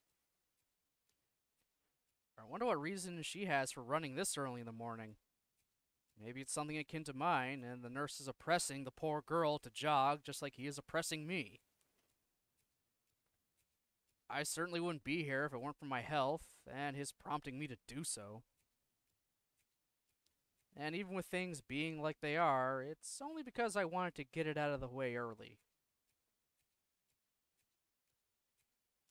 The fact that I would be less likely to encounter someone who would witness my pitiful attempts to get in shape was merely a happy accident.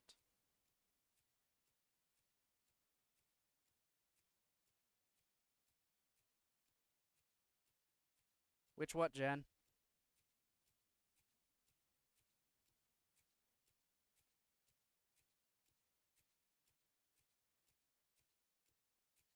Oh, what the heck was it called? Indigo Prophecy? Aqua was playing it last night, and it just went insane from when I jumped in.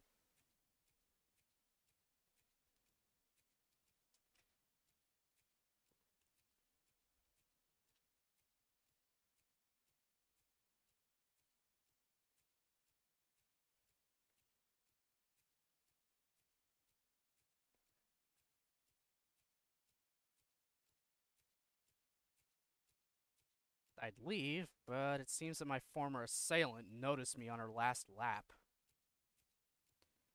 She waves at me cheerfully and jogs over. Good morning. Your name is Hisao, right? Oh my god.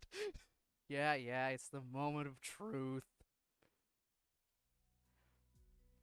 She grins, seemingly pleased that she's remembered my name. You may not remember me. Emmy, I knocked you over in the hall yesterday. How could I forget such a blunt introduction? Emmy has the decency to look vaguely apologetic for a moment before giggling. Yeah, sorry about that. Again. Well, so long as you don't make a habit of it, I suppose it'll be fine. I'll be fine. Great! I'm not sure she realized I was joking. So, the spy consultant the nurse was talking about, is that actually you? That's right. Oh. I was expecting someone from the nursing staff, to be honest. What? Are you saying I don't look like I could be a spy? No, this is more like a relief. I was afraid you'd have someone watch my every move. Unless you're here to do exactly that. No, I'm here for my own reasons. The nurse just asked me if I'd seen a messy-haired transfer student who looks like he's kind of lost around the track. So why are you down here? Emmy strikes a dramatic pose. Training! For what? Track! Ah, I see. You're on the track team then? Emmy nods enthusiastically. Yep. I'm one of the better runners, too. And modest about it, too. Hey, you should join up. It's good exercise, you know? I think that much activity is probably out of the question for me. Nah, I'm not even sure I really like running all that much. Plus, I'm just not into organized sports, you know? It's true, I never even really got that much into soccer. I mean, I'd run around with my friends and all, but that was really the only reason I ever played. It wasn't for the glory to be found on the field, that's for sure. Emmy seems to understand my meaning. MC's American confirmed. I mean, he's calling it soccer when in Japan they would be calling it football. I'm pretty sure. Maybe. Actually, no, that's a good question. Do they call that football? Do they call soccer football in Japan?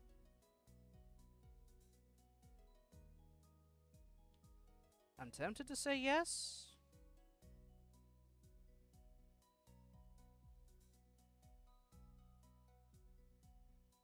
If someone wants to look that up, go ahead.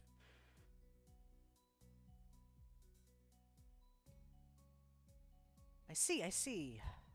Not that I'm into the whole organization thing. But now that you're here, I guess we're gonna run together, huh? What? Sure, I guess. Emmy seems pleased. Are you going to warm up? Real men don't warm up.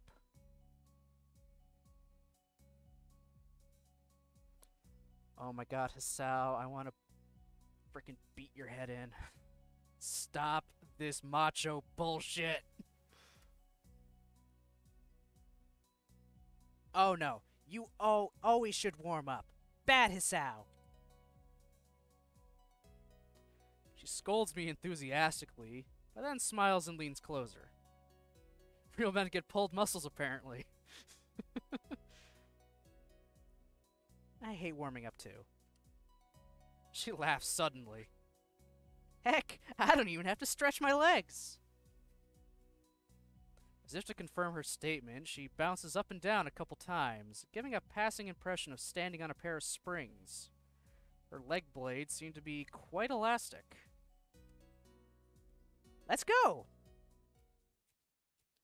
So we both take off around the track, and I can immediately see that she wasn't lying about being good at running. Like how she talks to us like we're a puppy. Emmy moves fluidly, throwing herself into the run with a sort of wild abandon. I find myself concentrating more on running properly. Hands spread, right?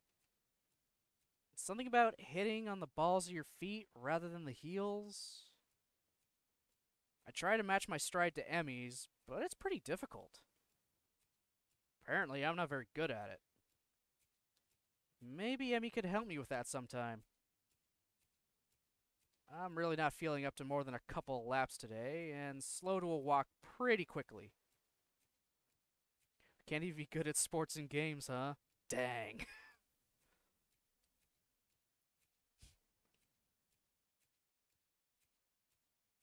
Emmy keeps running and doesn't seem to notice that I've stopped until she passes me a second time.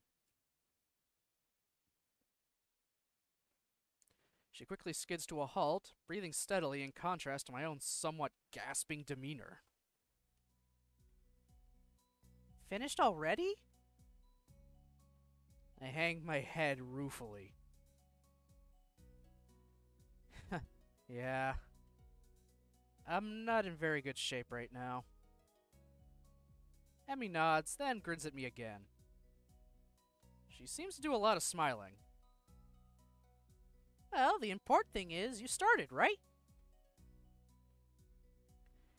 Next time, you just have to try hold out longer, and then longer, and longer, and eventually you'll be great! I'll keep that in mind. But I think right now I'm gonna go get ready for class.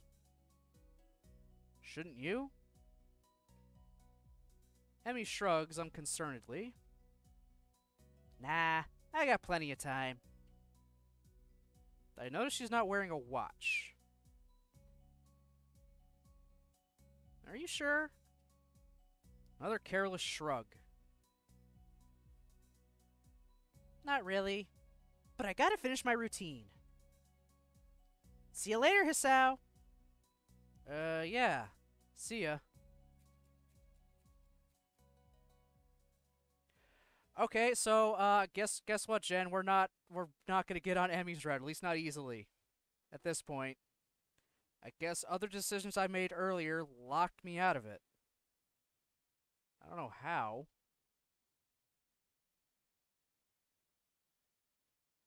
Unless that comes later. I think it might come later, I'm not sure. I don't know, flowchart wasn't really helpful at that moment. Everything just kind of seems like a straight line at this point. Just keep going and see what happens. I'm not sure whether this morning's experiment was a success or a failure, but I'll admit I do feel slightly good about getting out here this morning. And like Emmy said, I just need to keep at it in order to get better, right? Practice makes perfect, or something like that. It's nice at least to feel like I've taken some semblance of control over my health. I'll have to try to keep this up. I head back to the dorms to wash and change into my uniform, trying to resist the urge to take a really long and hot shower. Oh no. Is this what's gonna happen next? I think what's gonna happen next. I'm tired from all the running, so I just want to unwind, but I don't want to break my slow building routine of getting to school before the morning rush. Oh no. Oh no. I wasn't prepared. After taking a long shower anyway, I dry myself off and get out of the stall to put on my clothes. Oh, good lord. Oh no. Out of nowhere, a shadow appears within the mist, looming and radiating malicious intent. It bursts through the fog. What's up? What are you doing here? The hell, you scared me! What's your problem? I should be asking you that. I've been looking for you all over the place, man. What do you mean, all over the place? I want to ask if he's been looking for me like that, stark naked, but hold my tongue back.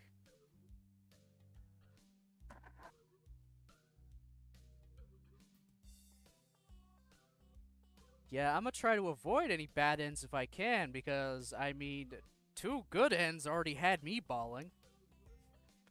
I don't want to go through a bad end. I finally realize I'm still naked too, and quickly hold my shirt in front of me, but Kenji didn't seem to notice a thing. His glasses are fogged up, but then why doesn't he wipe them off? Is his vision so bad it's like he's perpetually seeing through fog? You know, your room and... yeah, that's it. Hey, I mean, I still had to get up, though. Whatever, it's not important. Can I borrow some money? He puts on an innocent face and looks away, trying very hard to look very casual.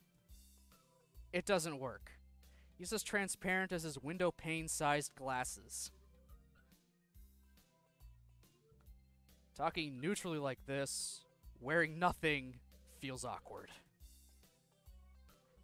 Actually, somehow it's even more awkward to be naked in front of someone when they can't see me being naked. To say nothing of the fact that he's naked as well. I try to brush the feeling off with little success. Money? Sure. Awesome. Wait, why do you need it? Can't you just give it to me because I had the goodwill not to run through your pockets while you're in the shower? I could have, but I exercised restraint. And in the end, isn't that the thought that counts? Come on, be a pal. This makes no sense. If it's the thought that counts, I should withhold payment, since his thoughts were so clearly impure, and his intentions are probably even more sinister, since he can't tell me what they are. I say as much to him. I'm offended, man. But if that's your game, then fine. I guess I have no choice. I want to order a pizza, and I already have most of the cost of the pizza. I need your help for the rest. I get some of that pizza too, right? No. Are you serious? Yeah. I'd give you some, but you have class. You don't have time to eat a pizza. What about you? I'm not going to class. I have to wait for the pizza and pay the guy. And then I have to eat it. It's not easy. You have to obtain the pizza stealthily. If you don't, everyone will see you. And the pizza. And they will ask for a slice. It's a hard world out there. Everyone wants a piece. Then you're left pizzaless in an unforgiving world. It's happened before, that's how I know. Every day I plan my vengeance. So when people who have wronged me order a pizza, I'll be there. Ever vigilant. Kenji strikes a dramatic pose, completely without irony. But yeah, I only need like 400 yen. Please? You're my only hope. I can't go outside and buy my own pizza. It's too far. I try not to go out unless it's absolutely necessary. Let me tell you what happened last time I went out there without carefully planning it out in advance. I was outside. I can't remember what I was doing. Something. Standing? Maybe wondering how I got there. And then, out of nowhere, it happened. Like a flash of lightning splitting the sky. Like how you split a sandwich in 2 equal pieces to make it more manageable and easy to hold. A bird crapped on my head. It was the second most shocking moment of my life. What was the first? He ignores me and keeps going. I want to grab him and shake him. Is he just trying to keep momentum? I'll go with that, even if it's just more likely he didn't hear me. It was like in the openings to one of those some kind of anime show. You know, how there's always a part where the main dude is fighting his rival, and then they fly at each other and clash swords, and there's like big dramatic colored auras and zoom. It was like that, but with poo. Okay. So yeah, I need some money. Please? Don't leave me hanging, man. I only need like 1,000 yen. Thought it was 400. Okay. What? I'll pay you back, I swear. You better. That's what it means to borrow stuff. I don't know when I'll be able to pay you back. You have 1 week. Ah!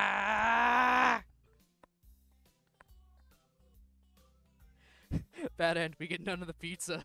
Yes, that is the true tragedy here. We get none of this pizza. Kenji winces and makes a noise like a dying cow. A particularly disturbing fact given that his baton is conducting freely. You're not supposed to be so tight-assed about money between brothers in arms, man. Men have it bad enough as it is. Did you know that male porn stars only make about half of what female porn stars make? That doesn't mean anything unless you're a porn star. So maybe I am a porn star on the side, struggling to make ends meet as I fight the feminist agenda, and you can't even spot me your crumbs, you bastard? Nobody understands. Nobody. Wouldn't feminists be against pornography in the first place? This feminist agenda stuff again? This stuff is important. I can see you don't give a shit. This is serious here. Feminists are a dangerous enemy. Make no mistake. You take them lightly, and you'll wake up in the morning with a knife in your back. Bam! Out of nowhere. How do you wake up in the morning if someone stabbed you in your sleep? Women are terrible at stabbing things. I thought you just said don't take them lightly. Well, I mean, don't take them lightly for the big things. Individually, they're not a threat. But if this was some kind of war, like a big war, with men on one side and feminist forces on the other, it would be pretty ugly. And that day will come when the feminists come out of their central top-secret worldwide feminist headquarters and say, "It's on now, motherfuckers!" You're being ridiculous. There's no big worldwide feminist headquarters building. Where would they even hide that? I mean, it'd have to be massive. You couldn't hide that on Earth. Someone would notice a big fortress with women only in it. Who said it was on Earth? God damn it. I can't keep it up. I was doing so well, but it finally got me.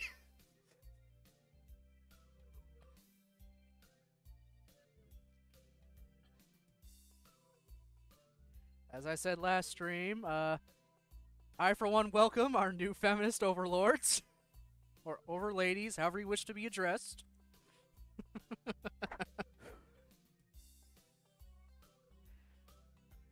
I turn away from Kenji and start practicing frowning faces in the mirror so I can figure out what kind of frown will best express my emotions.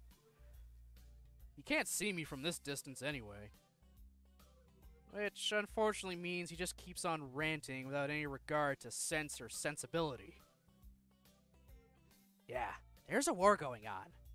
A war not many know about, but it's a great one that will one day boil over and encompass all of the known world. Then we'll have to pick sides. We'll have to make a stand. In fact, it's happening right now. Imagine it. The bloody battlefield. A vicious conflict without end. I almost gave up when I thought this cause was silly. And I grew tired of the bleakness of our fight. When I mistook the time the power went out for a feminist raid and thought the end was near. But then I realized that if I gave up, it would be all over, and I was like, whoa. And I knew I had to get serious. But I'm the last sane man in an insane world. It's about duty. Must be a pretty crappy movement if it all hinges on one naked guy ranting in a bathroom to another naked guy. So can I have the money? He's blocking the way out. It's getting cold because I'm still naked. And I want to go to class, so I agree to spot him the money. Awesome. Thanks, dude. We should go bowling later. Bowling? Yeah, it's the ultimate sport. There are almost no women bowlers either, making it also the manliest sport. Should I wear my pink bowling shirt with matching shoes or the pastel green with flower accents? They're bowling clothes? Maybe. Anyway, you'd better pay me back. I can pay you back in stuff, right? I don't have time to ask him to elaborate on what that means. I don't know. I have to get to class. You're kind of in the way. Oh, sorry. Yeah, I don't want to hold you up, but I have stuff to do myself. The time has come. Time for what? I just like saying that. Okay, now the time has really come. For what? I have to use the bathroom. Get out of it. I was just going to. What does that mean? It's a big bathroom. So? I have to be alone or I can't go. The pressure. Okay. What if someone else walks in? I'll think of something. I gave him my practice frown, and it looks kind of silly reflected in his glasses. He either doesn't notice or doesn't see anyway, so I get dressed and run back to my room, feeling as though an eternity has passed since I woke up. Well, thanks for the follow. That is time I will never get back. I'll get him for this somehow. Alright, I'm gonna save that, because, oh my god. Oh my god, what the hell? Okay. Yeah, so there we go. We threw a bunch more Katawa Shoujo. We've met all the girls. Finally.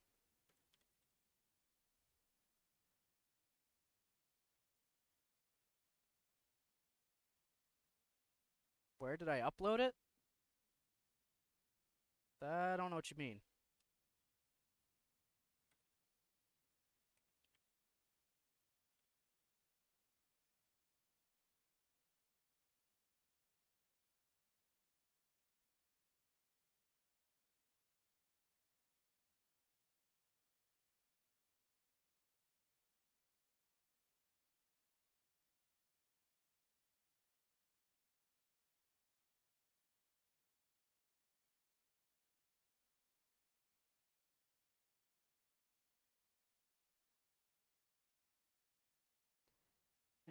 Anyway, I'm going to just send everyone over to Jen's stream because she started now. If I remember correctly, she's playing Japanese School Life. So another visual novel, not one written by 4chan, I'll tell you that much. And it's been enjoyable so far from what I've caught.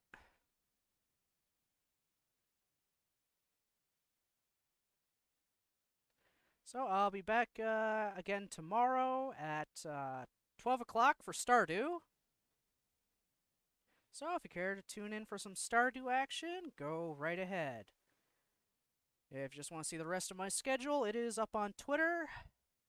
So have yourselves a good day, and I'll see y'all next time.